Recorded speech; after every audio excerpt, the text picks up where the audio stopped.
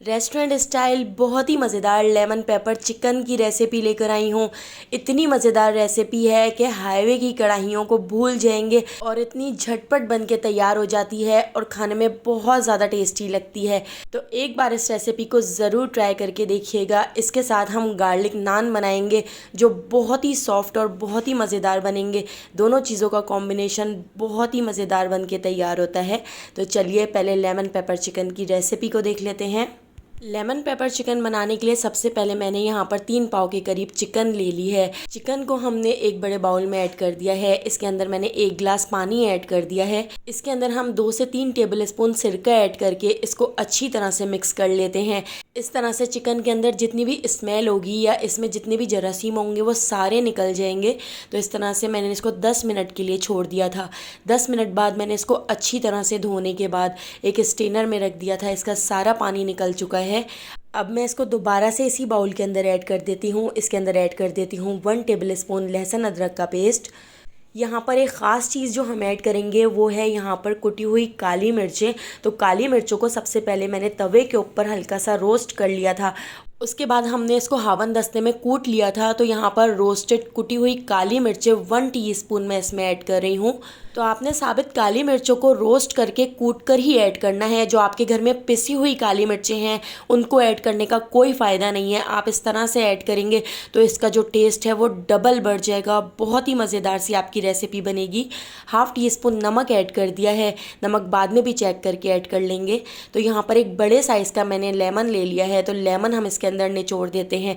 अगर आपके पास छोटे साइज़ के लेमन हो तो 2 लेमन तो आप इसमें ज़रूर ऐड कीजिएगा, क्योंकि यहाँ पर हम लेमन पेपर चिकन बना रहे हैं। तो अब मैंने यहाँ पर 1 पाव दही ले ली है। दही को मैंने फॉक से इस तरह से अच्छी तरह से बीट कर लिया है। इसके सारे लम्स ख़त्म कर लिए हैं। तो इस तरह से स्मूथ सा दही हमने इसमें ऐड कर दिया है। दही ऐड करके हम इसको अच्छी तरह से मिक्स कर लेते हैं।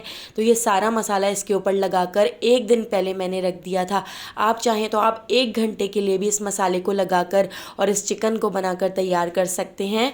तो देखिए अब मैं इसको कवर करके 1 दिन के लिए फ्रिज में रख देती हूँ। इस तरह से चिकन के अंदर अच्छी तरह से सारा मसाला चला जाएगा। तो 1 दिन बाद फिर हम इसको तैयार कर लेते हैं। तो यहाँ पर मैंने एक कढ़ाई ले ली है। कढ़ाई में हाफ़ कप ऑयल ऐड कर दिया है। ऑयल को गर्म करने के बाद अब मैं इसके अंदर ऐड कर देती हूँ 1 बंच बारीक कटा हुआ लहसुन, और इसके साथ ही मैंने यहाँ पर 5 से 6 बारीक कटी हुई हरी मिर्चें भी इसमें ऐड कर दी हैं। और यहाँ पर मैंने 2 से 3 स्लाइस इस तरह से लेमन के ऐड कर दिए हैं।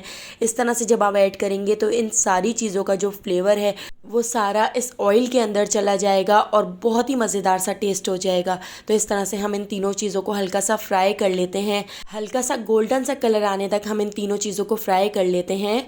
तो देखिए यहाँ पर ये तीनों चीज़ें फ्राई हो चुकी हैं। अब मैं इसके अंदर ऐड कर देती हूँ चिकन।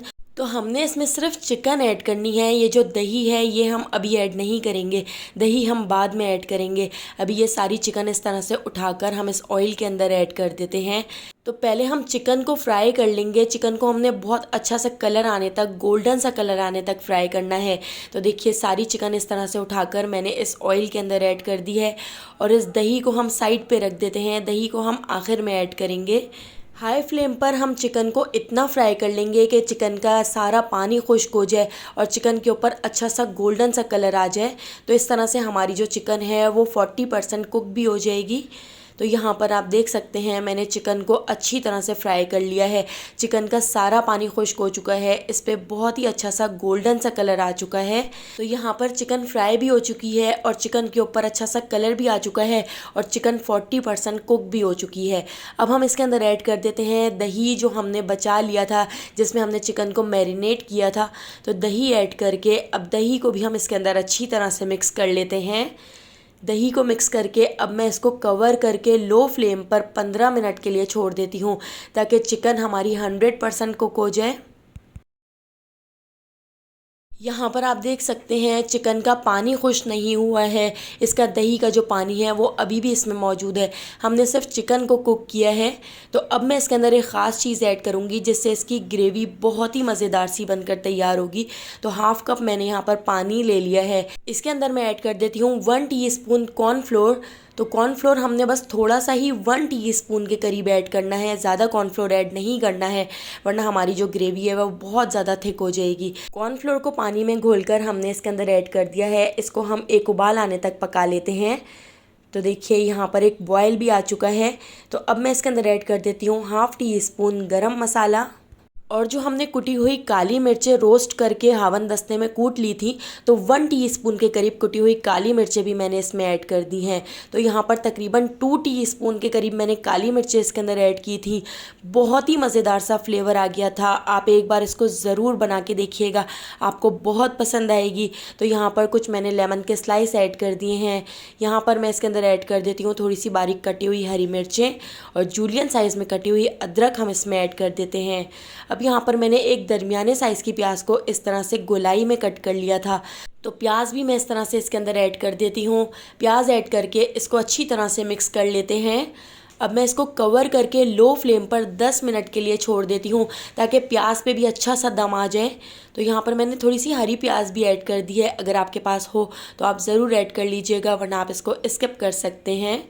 तो देखिए मैंने इसको 10 मिनट के लिए छोड़ दिया था। ऑयल ऊपर आ चुका है, प्याज पे भी अच्छा सा दम आ चुका है। तो यहाँ पे हमारी बहुत ही मज़ेदार सी लेमन पेपर चिकन बनकर तैयार हो चुकी है। इसको हम डिश आउट कर लेते हैं। तो अगर आपको मेरी ये रेसिपी पसंद आई हो तो लाइक, शेयर और सब्सक्राइब करना बिल्कुल भी मत भूलिएगा, और बेल आइकॉन के नोटिफिकेशन को ज़रूर ऑन कीजिएगा, क्योंकि डेली मैं आपके लिए बहुत ही मज़ेदार सी रेसिपीज़ लेकर आती हूँ। तो उन सारी रेसिपीज़ का नोटिफिकेशन आपको फ़ौरन मिल सकेगा और आप मेरी सारी वीडियोज़ वॉच कर सकेंगे। तो आने वाली वीडियो तक मुझे दीजिए इजाज़त। अल्लाह हाफ़िज़।